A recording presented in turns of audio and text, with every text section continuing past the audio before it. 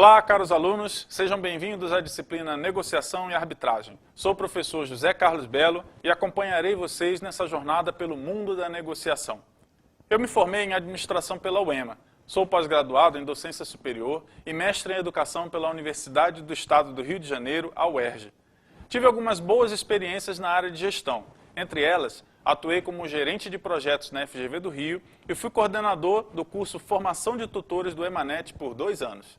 Recentemente, fui coordenador de curso de uma universidade particular por 3 anos. Além disso, sou professor há 16 anos, com muito orgulho da minha profissão. O que eu posso testemunhar pela minha formação e pela minha experiência é que a negociação está presente em nossas vidas, a todo momento, e que saber negociar de forma profissional e eficaz é, sem dúvida, um diferencial competitivo no mercado. Já faz 4 anos que estou lecionando e pesquisando na área de negociação e, particularmente, sou fascinado pelos aspectos psicológicos da matéria, principalmente as questões comportamentais. Gostaria de começar com uma reflexão. Considere esta imagem. Na Grécia Antiga, quando os cidadãos iam consultar o oráculo de Delfos para saber o futuro, eram recebidos na entrada pela inscrição Noce te ipsum. Isso é latim e significa conhece a ti mesmo. Isso era um alerta para aqueles que queriam prever o futuro, ou seja, antes de tudo, é importante se conhecer. Mais tarde, esse lema se tornaria a base de toda a filosofia socrática. A mensagem que eu quero passar com isso é, para se tornar um negociador eficaz, é preciso, antes de conhecer as técnicas, antes de saber os desejos e interesses da outra parte, conhecer a si mesmo. O autoconhecimento franco e objetivo é o ponto de partida na nossa busca pelo perfil do negociador de talento.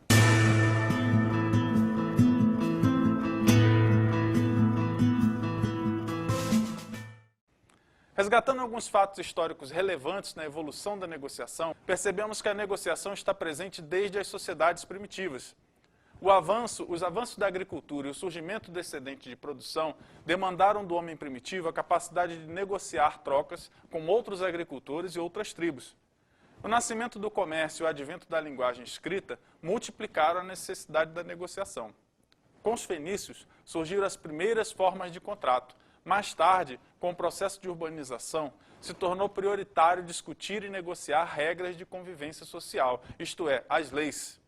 Os gregos e os romanos tiveram um papel definitivo nisso, e o reflexo do que eles desenvolveram se faz sentir até os dias atuais.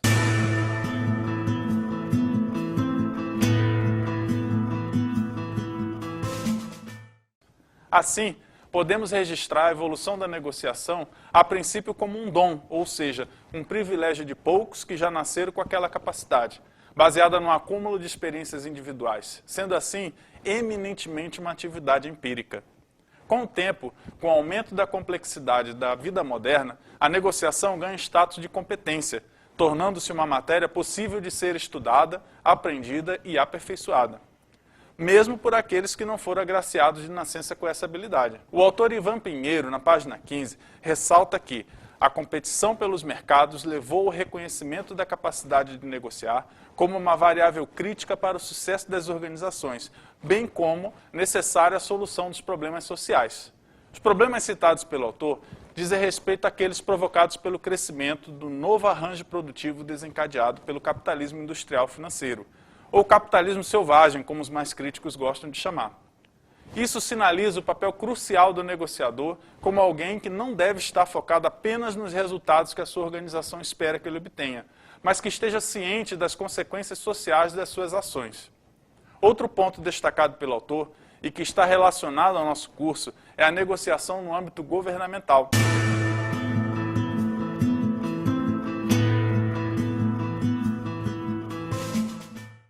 O profissional que atua no setor público deve estar apto a lidar com negociações envolvendo o fechamento de contratos, a cuidar do próprio intercâmbio entre nações. Além disso, deve ser capaz de resolver conflitos internos ou internacionais e estar preparado para tratar com uma gestão cooperada com o setor privado na implementação de políticas públicas, sem falar no estabelecimento de termos de parceria com as organizações não governamentais, as ONGs. Mas com tudo isso que falamos, o que é negociar? O que caracteriza uma negociação? Bem, com isso, precisamos falar dos elementos básicos que compõem uma negociação.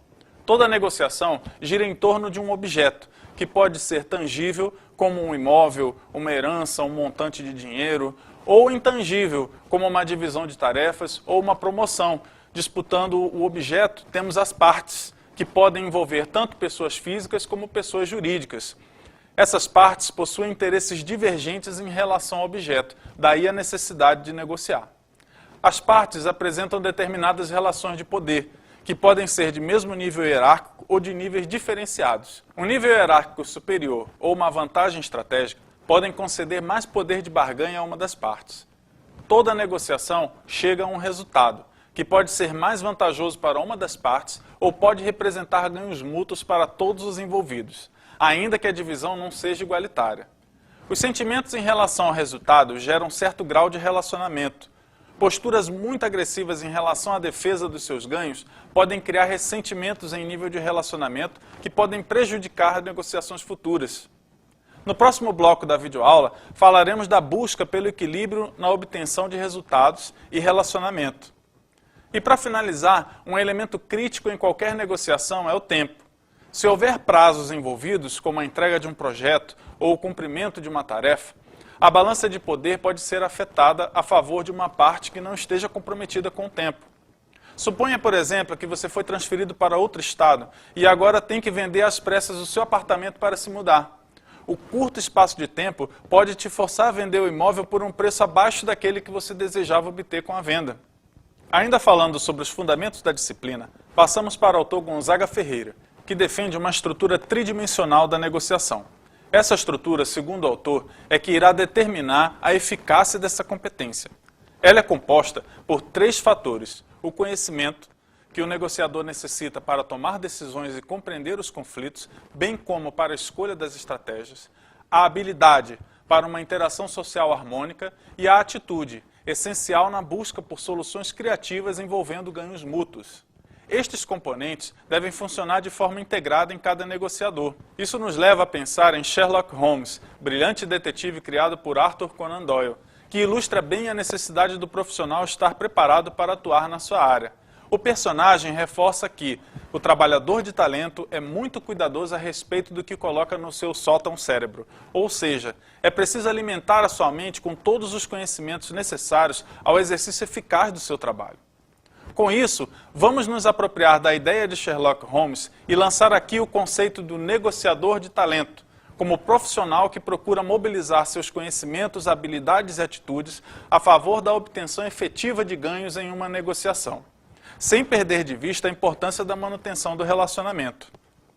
Vemos então, juntamente com o autor Marco Oliveira, que o negociador de talento é como um brain worker, que ele qualifica como aqueles profissionais que não se limitam meramente a processar dados e informações, mas trabalham pensando, antecipando e encontrando formas originais de resolver problemas novos.